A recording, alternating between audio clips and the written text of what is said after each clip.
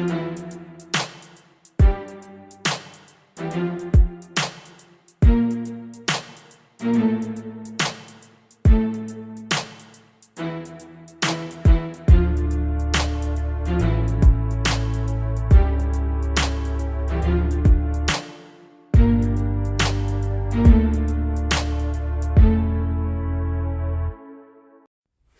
friends, welcome to the Strangers in Common podcast.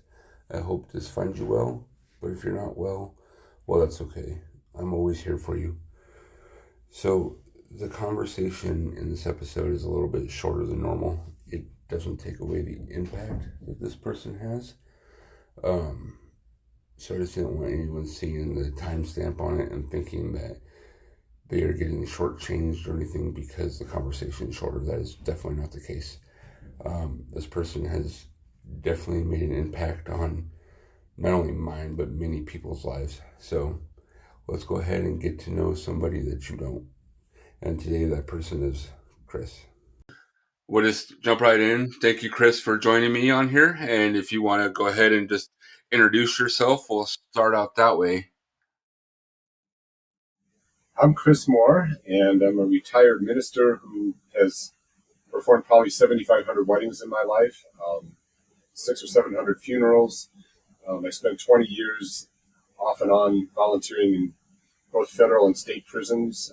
So my work as a ministry has always been for people that don't go to church on a regular basis, people of all different backgrounds, everything imaginable, I guess you might say.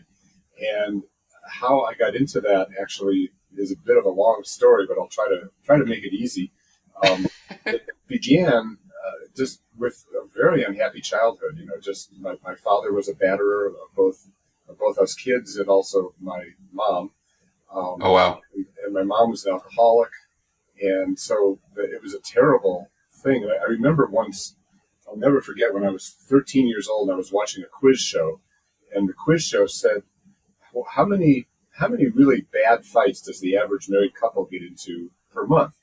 And the possible answers were 1 fight per month, and not just little minor disagreements like, hey, you forgot to, put the dishes away, but, real fights where people's feelings are hurt. And the possible answers were once a month, 10 times a month, or 30 times a month. And everybody on the panel, Kitty Carlisle and all these other people, were saying, oh, it can't be more than once a month. I don't see how a marriage can hold together. My guess was 30 times a month because my parents had violent fights every night. Right. I was stunned. And when I found out that the average is indeed 1 time a month. And I thought, God, what would it be like to have 29 days a month of just being at peace? And I just said to myself, at that point, I just made a commitment. I just said, no matter what happens, whether I'm dating a girl or whether I'm wanting to get married to her or whether when I become married, whatever, I will not have the kind of relationship my parents had. I will have the kind of relationship that was expressed in that quiz show. I guess, one that is not dominated with battles and fights, really nasty fights. And so, I didn't have any models for that. The only model I had was this stupid question on a quiz show. Right. But I just decided, hey, that must be possible. It appears to be the norm nationally.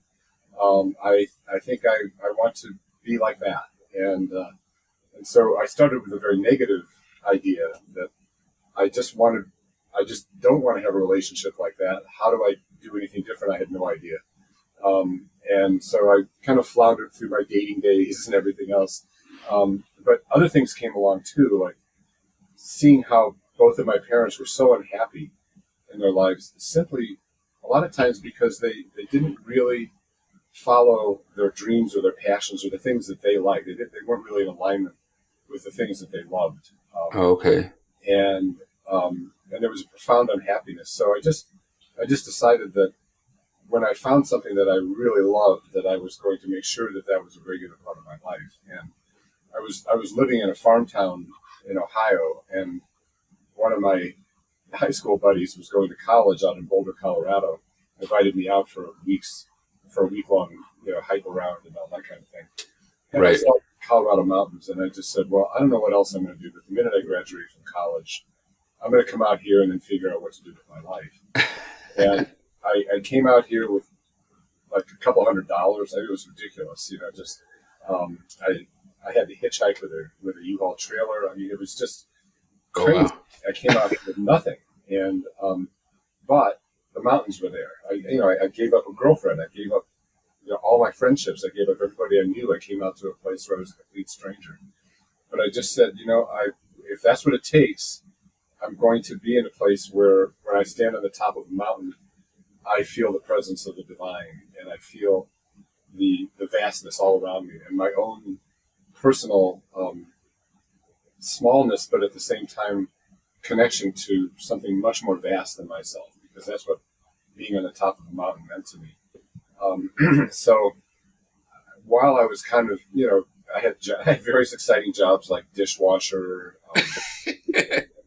life insurance salesman, just whatever. Right, the odds and ends. Yeah. So I was keeping body and soul together, but that was about it. And during all that time, I was also doing a lot of volunteer work. I actually volunteered in jails. I volunteered in many ways. And somebody said to me, what you're doing is like a ministry. I mean, you're just giving a lot to people, and maybe you should consider that. And so I went into the ministry not by going to school, but just by getting a certificate of ministry and starting to perform weddings. Neil, you're very lucky that I had already performed over 5,000 weddings by the time you came home. The first ones were pretty amateurish, but okay. That's all right. I got married. So anyway, that continued. Again, prison volunteer work continued. I was volunteering in hospice and being around the dying. There was something incredibly inspiring for me, first of all, to be around people who have lost everything. And I don't know, it's not really, I don't want to sound sadistic because it's not that at all. It's that when somebody's in prison and everything has been stripped away from them, they've lost their family, they've lost their children, they've lost all their money, they've lost whatever status they had in the world, etc. Even if they're drug dealers with the status of being in the criminal enterprise, but also bank presidents and people like that. A Catholic bishop was I was ministering to him. Oh wow! Because of his child molesting stuff. So and I was with and ministering to child molesters, to mass murderers, to rapists, to like the worst of the worst in the prisons. And in each of these cases, there was something. I knew that first of all, the guards were there; they were protecting me. The justice system had punished them. They had gotten all the judgment that they needed, I guess. Right. And so I felt like it was my calling to just say, what is at the core of this person's being? Is there something that shines in this person that I can see? And if I see that, will they feel seen as something more than just the crimes they've committed and the addictions that have brought their lives down and all those other terrible things?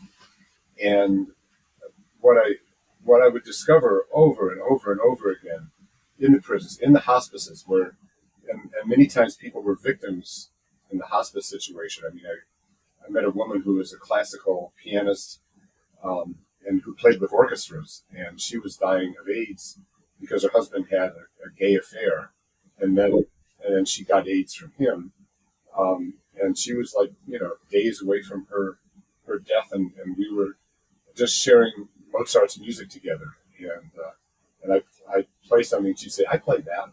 Yeah, I played that with a such and such symphony or whatever." And she just lit up, and she was past the point of having to deal with forgiveness or not forgiveness or whatever with her husband. Now it was just, she was just facing the end of her life, and it gave me a lesson that I'll never forget as long as I live. So there was something profound for me about, on the one hand, cultivating a life where I'm on the mountaintops, I'm singing the glories of the divine presence all around me, and at the same time, then I come down from that, and then I go into a prison or I go into a hospice or something like that. Right. And and seeing that there's something in each and every one of us that just shines through all of that in some unconditional way. Of course, I wanted to also live a life where I was personally happy. You know? Right. Right. So I did a lot of work. I did a lot of healing work. I did primal therapy for the childhood traumas that I had to endure. So when I was in my 20s, I was doing a lot of primal screaming, I guess you might say, Okay. in order to kind of clear that from me and to come to peace with my parents and my family and that dynamic and everything. And that's not always, well, it's never an easy process, actually. Right. Right. For people who go through that, like we talk about forgiveness, and I don't want to use forgiveness as a band-aid to just kind of patch up, let's just pretend everything's okay, I forgive you, no problem, you know. Because Right. forgiveness doesn't come that easily for a lot of people.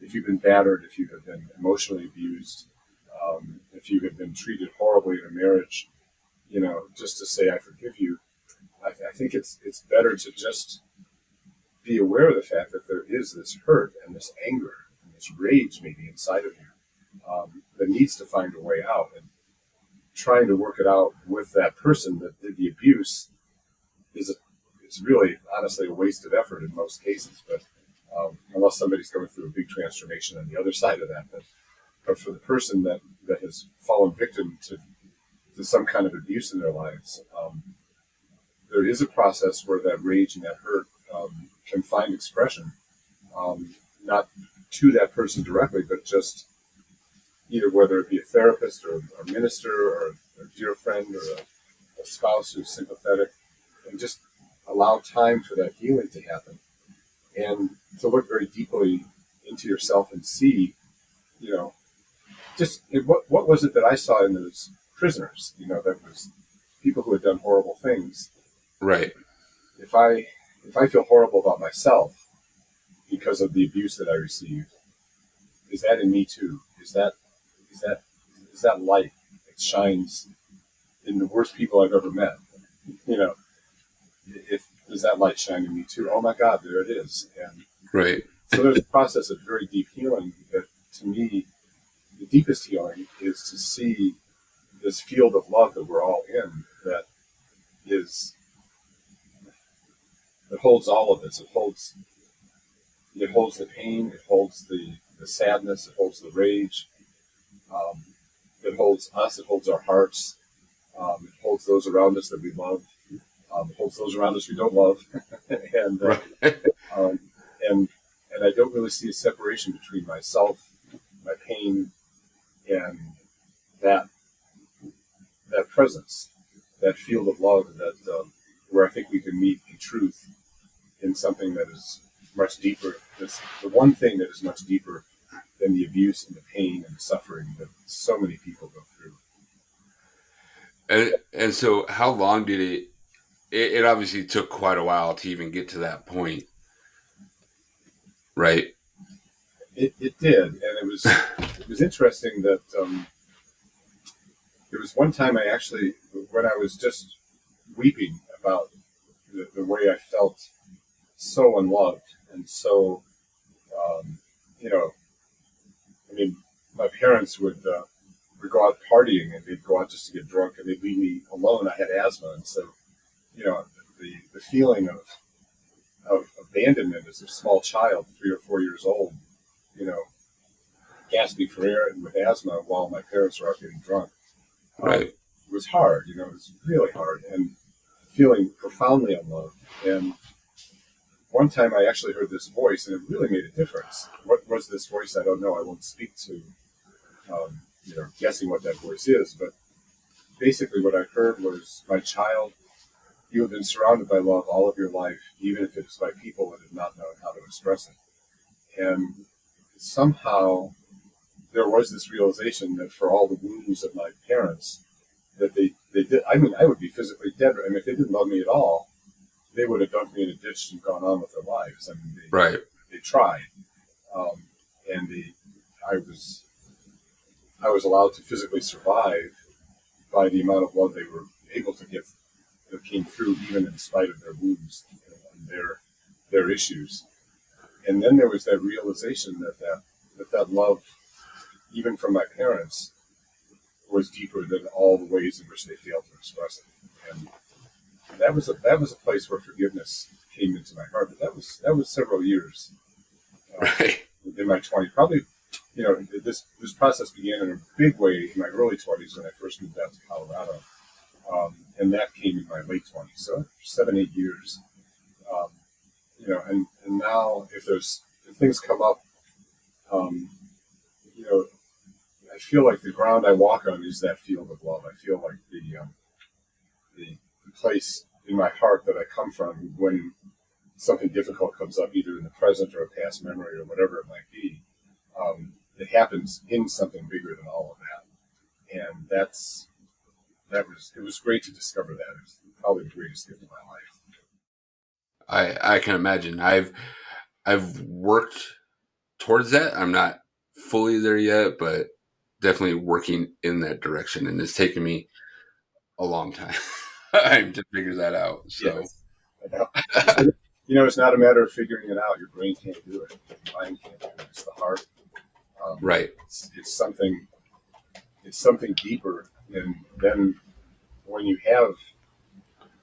when the heart really connects to itself, to its deepest truth, then the mind, in service of that, can come to an understanding of it and process it. But the mind can't lead you there. Um, you know, the brain's knowledge is not. It can't take the lead.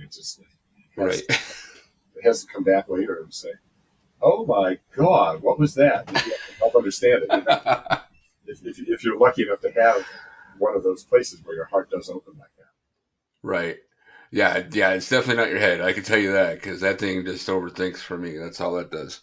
I know. So did the lady that was in hospice that had the AIDS, is she the one that got you into classical music then, or were you already studying that? No, it's so go back to my little farm town, 12 years old, and I'm trying to impress all the jocks in junior high school in seventh grade, and the junior high school quarterback Gary told us that we should all go home. We all like to just make fun of stuff, so he said, "Let's all go home and listen to this yucky classical music station, and then we can all make fun of it tomorrow at lunch." So I went home expecting to find ways to make fun of classical music by listening to the station. And there was this Vivaldi piece that was on. And I sat there as a 12-year-old. Literally, the words that I said were, "I have not lived until this moment."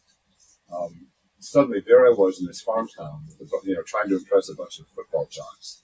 Right. I was just flooded with this experience of the most amazing music that was just like the heaven realm. And not only did I love the music, but I wanted to find out where that music came from. Like,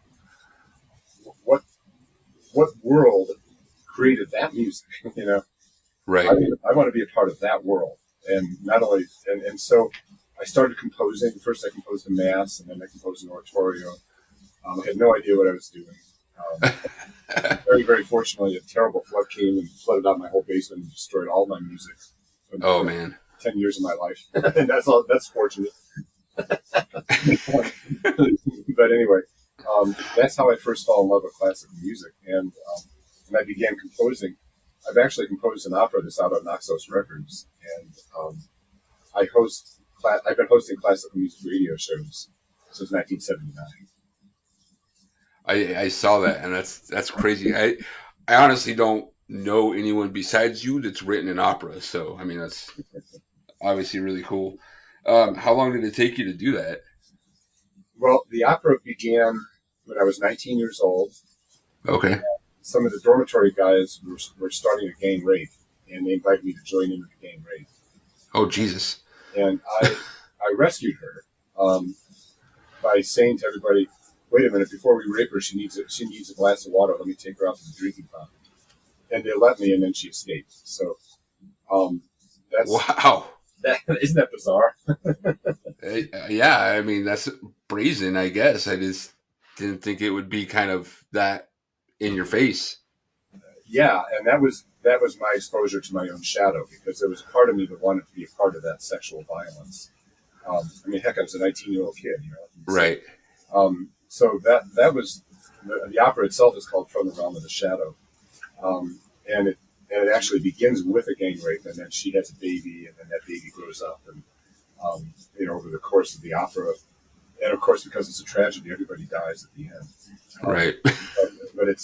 But before they all die, they that that field of love that I talked about becomes the place that they all die into. Okay. And so it's a very, very loving ending. And it actually took me 19 years to compose that, and then probably another 9 or 10 years to get it out on Naxos Records. Oh, So wow. very slow process.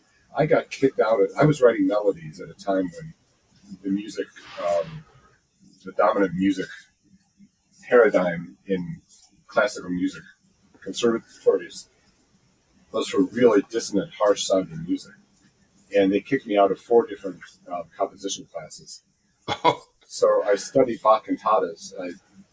Cantatas have a small orchestra, chorus, solo singers. And I studied the scores of 200 Bach cantatas, and that was my teacher. And I went from there to write the opera based on the teaching I got there, because I couldn't get a teacher from school. And so it's a different kind of piece. A lot of classical music people kind of go, did you know about this rule? I said, no, I'm going by ear here. But right. it got out there. I'm still working on getting it to the next level, which is like maybe a movie or a video or something like that. Oh, nice. And then since then, I've been composing a very big oratorio that employs the ancient scales in their original tunings and divinely inspired poems from all over the world. Oh, wow. Whether it be from the Christian or the Buddhist or the Hindu or Muslim world or the Native American world, the various poems that are about union with the divine from all over the world. And it kind of fits into my wedding thing, because, man, I'll tell you, when I perform weddings, I get everything from very conservative born again Christians to atheists to New Agers to people raised in the Jewish faith who were Buddhists. They call themselves Jubus, you know. And and but anyway, there's all kind and different people who come from completely different backgrounds. But there's one couple where one guy was an atheist and she was a New Ager, and she said, "Do you think we're going to have a problem in our marriage because I'm into New Age stuff and you're into atheism?" And he said, "No, we're probably both wrong anyway." I thought it was a pretty good attitude to take, and I think that the message from that was that their love for each other is what was the most important thing. Right. And again, what's up in the mind, the belief structures of the mind, are really secondary to where your heart is and where love is for you, how you treat other people, how you treat yourself, how you're willing to love and forgive yourself when you have human failings. I know, and I definitely agree with that. So you've performed. What's your estimate on weddings, or do you know exactly? Approximately 7,500 weddings. Wow. So what's the weirdest one you've done? Because I'm sure they're not. Like you said, I know they're not all conventional. No, they're not conventional. Well, weirdest. There's 2 ways. I can come up with 2 answers. Right. One would be the worst one I've ever done, and one would be the most unusual one I've ever done. Okay. Well, what's both of them? Okay. Well, I think the most unusual was when these were 2 people that were in the costume department at the Denver Center for the Performing Arts. Okay. Well, actually, one of them was a costume designer, and one of them was a sound and lighting engineer. Anyway, they met at the Denver Center, and they decided to get married, and they wanted to have a wedding that captured their love of the theatricality, and so they wanted to go to Wales. Oh. And they said, if we did a Welsh wedding at a 3,000-year-old Celtic fort, how much would you charge? And I said, if you fly me and my wife out to Wales and put me up in a bed and breakfast for 3 or 4 nights, I'll take care of any other expenses beyond that, and fly me back. and rent a car for me. I'll do it for free. I mean, well, not free, but Right. Yeah. $1,000. So it was December 21st. They wanted to do it on the winter solstice. I Okay. thought, oh my God, this is going to be awful. But the weather was actually rather nice, like 50 degrees and probably cloudy. Not Oh very much. wow. We were on top of a hill, and the Celtic fort that they chose was actually a pile of rubble. It was like just rocks, and that was it. But we did this wedding, and one of the things he wanted me to do was to take this ancient sword, which is a theater prop, but theatrically speaking, an ancient sword, and lift it Right. above my head to the clouds, and to invite the heavens to come down and bless the marriage. And I'll never forget. I picked up that sword and I was holding it. And it was like, oh man, I like this. I want to keep holding on to this. And it wasn't like I was into like suddenly becoming a soldier or a warrior or anything. Right. Just like there was a sense of power in that, just in the sword itself, not in the destructive power, but just the wow, whatever it was, it was Yeah. really cool. And there were 6 of us there. There was me and my wife, the couple getting married, and a best man and maid of honor, who were their 2 best friends. So there's six of us there, and we're up there at the top of this hill. I do the wedding. The minute I finished performing the wedding, I pronounced them married. 6 white horses came galloping across the heath. Oh. And I thought, okay, that's the coolest thing I've ever seen in my life. That wasn't planned, I'm assuming. Completely unplanned. Wow. Nobody had any idea that there were 6 white horses anywhere in the vicinity of that obscure Celtic fort. Yeah, that would definitely be pretty cool. So that was the most intensely wild, amazing thing. And then there was, actually one that I do honestly regret doing at all, because it's not legal for me to perform a wedding for somebody who's so intoxicated that they may not remember that they even got married. Right. In other words, it's not valid for me to go forward with it. And there was one guy who was that drunk, and he was he had gotten a tuxedo, and his bride was in a white dress and everything, and he was just loaded, and he was in a pair of cutoffs with holes all through them, Oh. and oil, motor oil, and stuff like that from his car work, and a really dirty T-shirt and no shoes. And he insisted, he refused to get into his tux, went out there, and you may remember from your wedding when I said, what tokens of your love and devotion do you have to offer each other? Right. You guys say, these rings. So I say, what tokens of your love and devotion do you have to offer each other? And he said, I couldn't show you that. That would be illegal. Oh my God. And then at the end, when I said, you may now kiss the bride, he goes over to his best man and hugs him and jumps up and down with his best man. Just did all this kind of stuff. And like I said, I shouldn't have done that wedding. I really shouldn't have, because obviously that was a real trigger for me, because it was an extremely abusive man.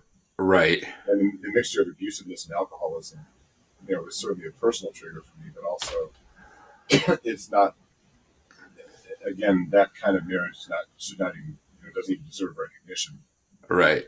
The next day, I doubt he even got married. So that was the bottom of the barrel for me.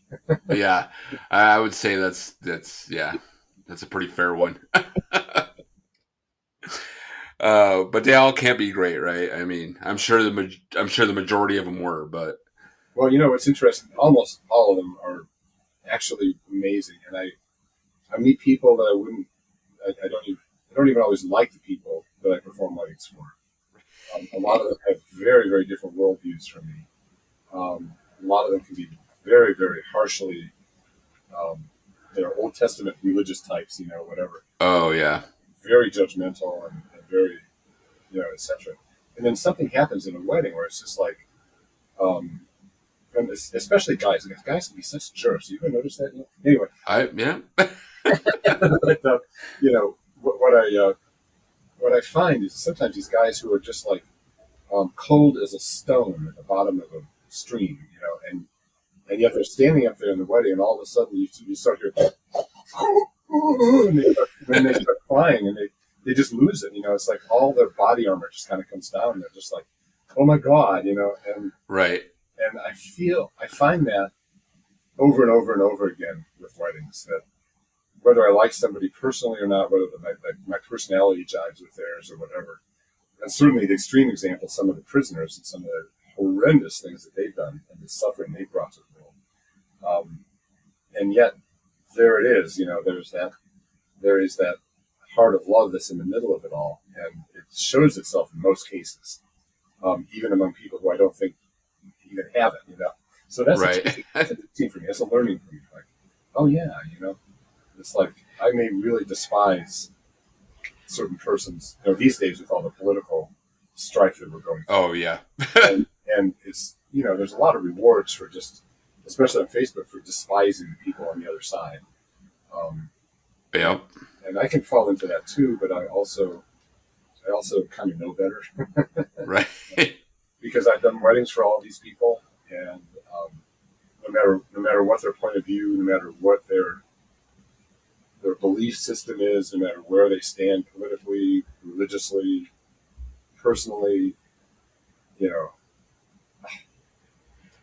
they are at that moment when we're standing up there, and there's nobody but me and the couple and that presence that just binds us all together. So right. It's been a great run. I haven't completely quit doing weddings, but 14 years ago in your day, let's see, what was that, like around 2010 or something, 2009? Yeah, 2011, I think. Okay. Oh my God, my wife's gonna kill me. But anyway, in 2000, I performed 300 weddings. Wow. So that was the most. By the time you came along, it was down to 200. But last year I did 10. Oh wow. So I'm not promoting myself anymore. I'm not, right. kind of out there, and every once in a while someone comes along and says, yeah, okay, I'll do your wedding. And so what got you into that? Was it? I actually got into it because somebody asked me. Oh, okay. I remember when somebody said, you're already doing ministry type work. Why don't you get a minister's, credential and start doing it as a minister and start seeing what you can do with that. Right. And so I got the credentials, and then a friend came along and said, hey, if you're a minister, can you do my wedding? And I said, I hope so. I don't know. And that's how it started. So that was the beginning. Was just I was asked, and then I said at the end of it, I said, "Gosh, I really like this." So okay. Right. Anyway, Neil, I must go pretty soon, but I just wanted to let you know I've enjoyed this time. It's been fun. No, you're good. You're good. As much, I didn't want to keep you super long, and I know that there is a ton that we could have covered because you've had so many experiences. So I just appreciate you coming on with me and even recording in the first place. So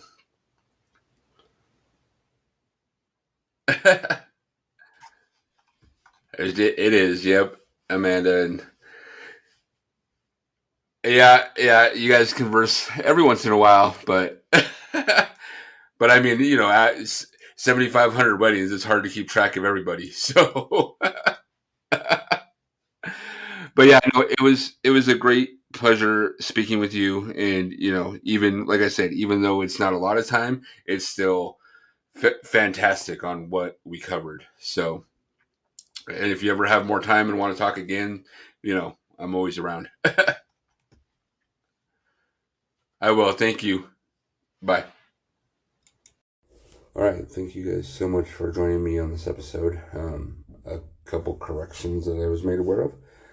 First, on the last episode with Jeremy, I said that my oldest daughter was graduating this coming year. That was wrong. It's my youngest daughter. So that was pointed out by my lovely wife on that one when she listened. And on this episode, I said that we were married 14 years ago. We're actually coming up on 12. We've been together 14 years. But we'll be celebrating our 12th wedding anniversary.